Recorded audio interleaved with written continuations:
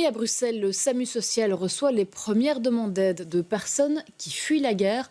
Arnaud Bruckner, on vous retrouve en direct du centre d'Odergem. Hier soir, une première famille ukrainienne a fait appel au centre pour demander un hébergement. Oui Camille, il s'agit d'un couple et de ses 3 enfants qui ont donc fait appel au SAMU social à leur arrivée en Belgique avant-hier. Ils logent donc pour l'instant ici derrière moi au centre d'Odergem en attendant qu'une solution plus pérenne ne soit trouvée. Alors depuis quelques heures, quelques jours, le SAMU social fait face à une demande croissante de personnes ayant fui l'Ukraine. On est ici avec Christophe Tillens, le porte-parole du SAMU social.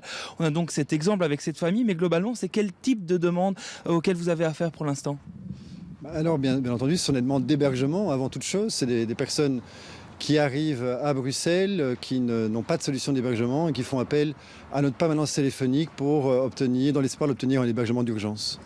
Est-ce que vous avez su répondre à toutes les demandes pour l'instant? Non, pas du tout. Alors on a eu les premières demandes ce mardi avec cette famille qui arrive en droite ligne d'Ukraine, mais nous avons aussi eu des demandes d'hommes seuls auxquelles nous n'avons pas pu répondre parce qu'il y a un grand nombre d'hommes sans abri à Bruxelles et que les capacités d'accueil ne permettent pas de les héberger tous.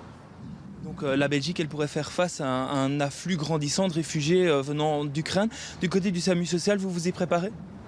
Écoutez, en tout cas, tout indique effectivement que les demandes vont augmenter. Elles augmentent depuis ces derniers jours. Nos équipes le constatent au niveau de la permanence téléphonique.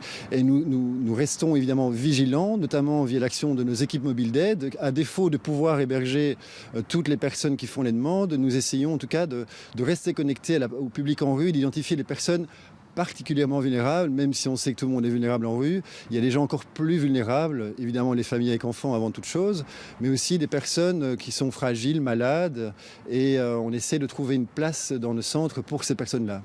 Merci à vous Christophe Tillens.